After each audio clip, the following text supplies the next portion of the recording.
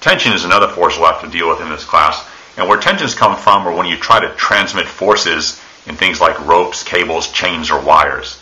So just the way an electrical wire can transmit electricity, a telephone wire can transmit a telephone call, maybe a fiber optic cable can transmit data very quickly to your computer so you can watch videos and things like that. Well, it turns out forces can be transmitted as well, and ropes, cables, chains, and wires can be used to transmit those forces. In this discussion here, and sort of a weird thing about this class and the problems, that we're always going to assume that the chains, the ropes, the cables, and the wires and stuff are always massless. That's an important approximation here to make things a bit easier for us, and everything I'm going to say has to do with these massless force-transmitting objects here.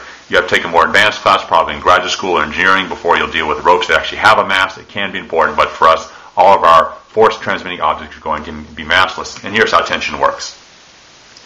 Say there's a ground like this, and you have a block, and you have a rope attached to the block, and you're standing over here, say, pulling on the rope. And you're pulling on the rope this way with some force F. I don't know what it is. You could give it some number, 100 newtons, say, if you want.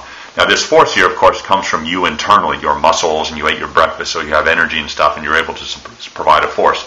So you might look at this thing and go, well, what's going to happen to this block? You might just sort of guess that. Conceivably, the block might start moving this way. If you apply enough force on it, you can overcome things like friction, or maybe it's stuck or whatever. You can start pulling on it, and it'll move this way. But you might think now, well, why is the block moving? And you might say, well, because I'm pulling on the block. But no, you're not pulling on the block. You're pulling on the rope. So you're pulling on the rope right here. You're not touching the block at all. So then you hypothesize then, well, this force that I'm applying to the rope must somehow get transmitted through the rope all the way over here to the block, so the block can feel the force and move. And that's exactly what happens. How does that work? Well, suppose you took sort of an internal structure here of this mass here and you magnified it 10 million times. What you would see then is sort of the internal structure of the rope. And I'll just sort of draw it as looking like a little chain like this. Now, I'm not meaning to say that a rope is a chain, but I'm just saying whatever view you have of what molecules might look like, this one would work just fine. Things like chains and little springy things are perfect examples of what bonds are and how the molecules of the rope might be holding themselves together. So then what happens when you pull on this rope? Suppose this is the end here that you're applying the force F on, so you're pulling that way.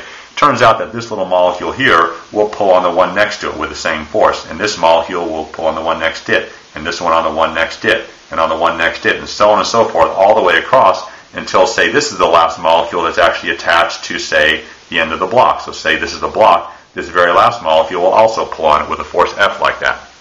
So that's exactly how this transmitting force idea works here, in that the molecules all sort of link up and pull on each other. You pull on the end molecule, and that force gets transmitted all the way down the chain through the bonds between the rope's material here, all the way to the object that the rope is actually attached to. That's the way the force gets transmitted. So there's a couple things, though, that you might know about ropes. You can probably guess, given this figure right here. The first thing, again, where the approximation is that the rope is massless here. But one thing you might get from this here is that the tension in the rope is always going to be the same throughout.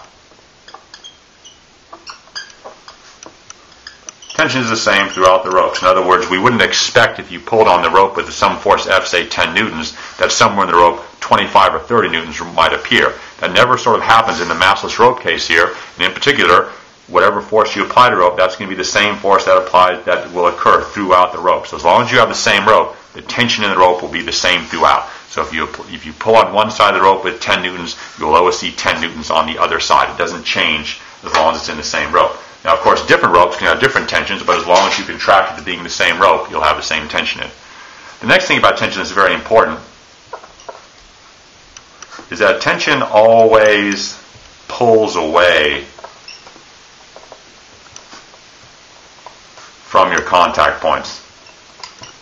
Always pulls away. Tension is always a pulling force. We can't think of an example, and you can probably imagine if you go back to this one here, that if you attach a rope to the block and you come in here and push on the rope, you wouldn't expect the block to get pushed on. That doesn't happen. That's because tension always pulls. It's a pulling force. So wherever the tension comes in contact with something, there's always a pull away from it. So again, if I go back to sort of this simple figure here that I have drawn like this, with a block on it and a rope like this pulling away like that, even though you're pulling over here with your force, the way we drawn earlier, that transmission always goes all the way over here to the block. It ends up being pulled away like this. You'll see an F pulling away like that. So the F here, here's where the rope is in contact with the block, and this force always pulls away like that. It never pushes like that. You can have another case here where maybe there's a pulley like this, and there's a rope going over a pulley down like this, something like this, or there's a block here, and maybe you're pulling this way, or an engine or some kind of electric motor that might lift this thing here is pulling this way with a force F. That force F will get transmitted through the rope's molecules all the way down like that until it goes all the way down here and pulls up away from this block with a force F. And so the last thing to say then is we do see pulleys come up from time to time in these rope problems here. And so you know that all a pulley does here is change the direction of a tension. It doesn't change the magnitude at all. How did it change the direction?